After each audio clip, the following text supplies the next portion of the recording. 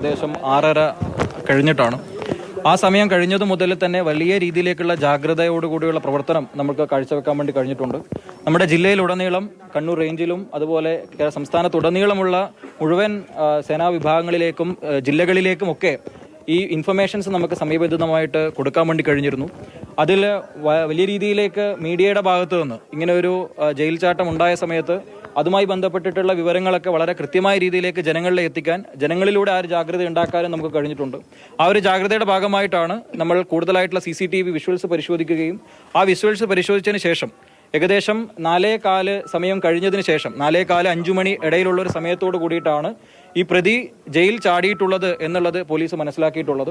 അതിനുശേഷം സാധ്യമായിട്ടുള്ള വഴികളിലൂടെ ഒക്കെ വ്യാപിപ്പിച്ചുകൊണ്ട് കൂടെ Kannur town ACP Pradeepan, Kannur SHO Sreejith, മറ്റേ SIമാര്, ഡാൻസ് ഓഫ് സ്ക്വാഡിലെ പോലീസ് ഉദ്യോഗസ്ഥർ, ഈ നിൽക്കുന്ന മുഴുവൻ പോലീസ് ഉദ്യോഗസ്ഥരുടെയും ഇതിന് പുറത്ത് നിങ്ങളിവിടെ കാണാത്ത മുഴുവൻ പോലീസ് ഉദ്യോഗസ്ഥരുടെയും ശ്രമകരമായിട്ടുള്ള പ്രവർത്തനത്തിന്റെ ഭാഗമായിട്ടാണ് വളരെ കൃത്യമായിട്ടുള്ള രീതിയിലേക്കുള്ള സെർച്ച് ഓപ്പറേഷൻ നമുക്ക് ചെയ്യാൻ വേണ്ടി കഴിഞ്ഞിട്ടുള്ളത്. ഇതുമായി ബന്ധപ്പെട്ടിട്ട് കഴിഞ്ഞ മണിക്കൂറുകളിൽ ഏകദേശം ഇൻഫർമേഷൻ കിട്ടിയിട്ട് 3.5 മണിക്കൂർ കൊണ്ട് തന്നെ പ്രതിയെ നമുക്ക് പിടികൂടാൻ വേണ്ടി കഴിഞ്ഞിട്ടുണ്ട്. ഈ ഇൻഫർമേഷൻ കിട്ടിയതിന് ശേഷം തന്നെ നമ്മൾക്ക് വളരെ കൃത്യമായ രീതിയിൽ ഒരുപാട് ഇൻഫർമേഷൻസ് നമുക്ക് ഈ വിഷയവുമായി ബന്ധപ്പെട്ടിട്ട് പബ്ലിക്കിന്റെ ഭാഗത്ത് നിന്ന് ഇൻഫർമേഷൻ കിട്ടിയിരുന്നു. അങ്ങനെ ലഭിച്ച ഇൻഫർമേഷനിൽ ശരിയായിട്ടുള്ളതും തെറ്റായതുമായ ഇൻഫർമേഷൻസ് നമുക്ക് പരിശോധിക്കേണ്ടതായിട്ട് വന്നിരുന്നു.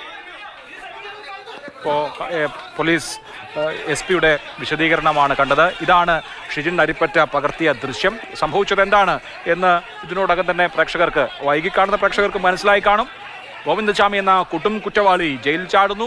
ജയിൽ ചാടിയ ഗോവിന്ദച്ചാമിക്ക് കണ്ണൂർ സെൻട്രൽ ജയിലിൽ നിൽക്കുന്ന പള്ളിക്കുന്നിന് 5 കിലോമീറ്റർ അപ്പുറം പോകാൻ കഴിയുന്നില്ല. തളാപ്പിൽ വെച്ച് ആളൊഴിഞ്ഞ ഒരു പറമ്പിലേക്ക്, അവിടെ കാട് മൂടിക്കിടന്നിരുന്ന ഒരു പറമ്പിലേക്ക്, ആ പറമ്പിലെ കെട്ടിടത്തിനകത്തേക്ക് ഗോവിന്ദച്ചാമി ഒളിച്ചിരിക്കുന്നു. അത് കണ്ട ആളുകളുണ്ട്. ഗോവിന്ദച്ചാമി അങ്ങോട്ട് റോഡിലൂടെ നടന്നു പോകുമ്പോൾ ആളുകൾ കണ്ടു തുടർന്നാണ് ആ വളപ്പിലേക്ക് ചാടി ഓടിയത്. അവിടെ നിന്ന് കണ്ട ആളുകളുണ്ട്. ആ കണ്ട ആളുകളിൽ നിന്ന് കിട്ടിയ ഇൻപുട്ടുകൾ അനുസരിച്ച് പോലീസ് ആ ഭാഗം വളയുന്നു. നാട്ടുകാരും ചേരുന്നു.